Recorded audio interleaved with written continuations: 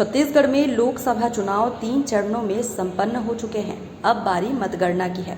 भाजपा और कांग्रेस मतगणना की तैयारियों में जुट गए हैं। हालांकि इन तैयारियों पर भी वार पलटवार जारी है। बता दें कि छत्तीसगढ़ भाजपा ने चुनाव के बाद पहली बार बड़ी बैठक बुलाई। बैठक में प्रदेश की 11 लोकसभा सीट पर चुनाव की समीक्षा की गई। चुनाव को लेकर क्लस्टर प्रभारियों से भी रिपोर्ट तलब की गई।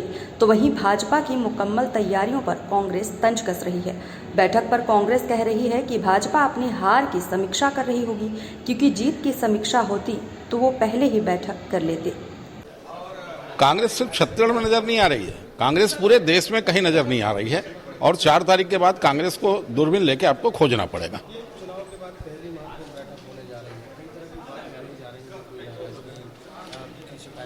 कहीं कोई किसी प्रकार की नाराजगी नहीं।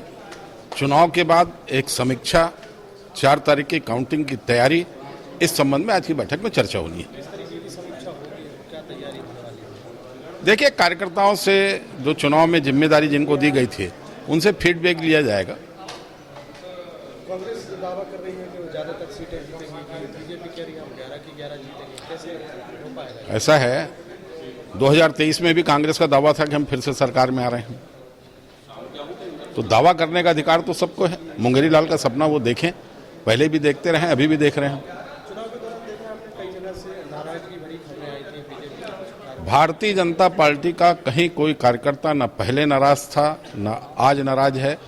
सबके मन में एक संकल्प था कि तीसरी बार भारतीय जनता पार्टी की सरकार बनाना है और 400 पार इस संकल्प के साथ कार्यकर्ता काम कर रहा था। जो आपकी मंत्रियों की समीक्षा बैठक चल रही है, बड़ा कार्यक्रम रखा गया, ट्रेनिंग उनको दी जा रही है, इस पर कांग्रेस सवाल खड़ी कर रही है कि मंत्रियों को इस बात। देखिए, भारतीय जनता पार्टी में हमेशा परंपरा रही है, प्रत्येक स्तर पर समय समय पर पार्टी के कार्यकर्ता को प्रशिक्षण देने का काम होता है।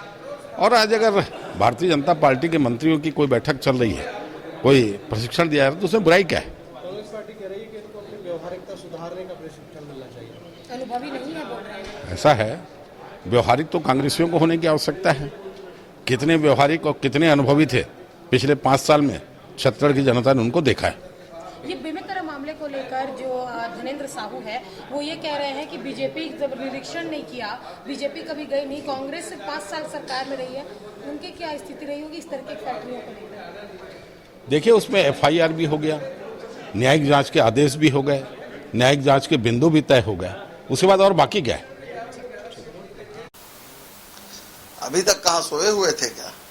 चुनाव हुए, 7 तारीख को चुनाव हुए हैं और लगभग अब 1 महीने करीब हो रहे हैं, तो ये देर से जागने का काम कर रहे हैं। अब वो समझ गए हैं कि इस बार विधानसभा जैसा रिजल्ट नहीं आएगा, लोकसभा में हारने वाले हैं, तो अपनी हार की समीक्षा वो करेंगे। आपका आकलन क्या है 11 सीटों से? आप भी प्रत्याशी? हम लोग सभी सीटें जीतेंगे। जांजगीर की क्या स्थिति होगी भैया? सभी सीट जीतेंगे। बीजेपी तो दावा कर रही है कि जांजगीर में बड़े अंतर के साथ जीत रहे हैं। वो तो 11 सीट जीतने का दावा कर रहे हैं, लेकिन हम भी दावा कर रहे हैं कि हमारी पार्टी जो का परफॉर्मेंस बहुत अच्छा रहेगा और हम लोग भी 11 सीटें जीतेंगे। कहने में क्या रखा है, वो सिर्फ विष्णुदेव जी ऐसा ही कह रहे हैं। हो चुका है, उसके बाद भारतीय जनता पार्टी की नींदें खुली है। अब वो शिव डहरिया जी अपने संगठन के बारे में बात करें तो ज़्यादा अच्छा है। भारतीय जनता पार्टी के, मैंने पहले भी कहा कि हमारे सभी वरिष्ठ नेता, मुझ सहित सभी वरिष्ठ नेता, जो हमारे मुख्यमंत्री जी सहित सभी, और लगातार विभिन्न प्रदेशों में और चरणबद्ध तरीके से जो चुनाव संपन्न होने वाले थे उसमें सब व्यस्त थे। और उसके बाद हम अपने संगठन की बैठक बैठाकर अगर हम किसी विषय को ला रहे हैं, तो मुझे नहीं लगता है कि किसी को भी कुछ बैठक के विषय में या संगठन के विषय में कुछ कहना है। उनको अपने संगठन की चिंता करनी चाहिए।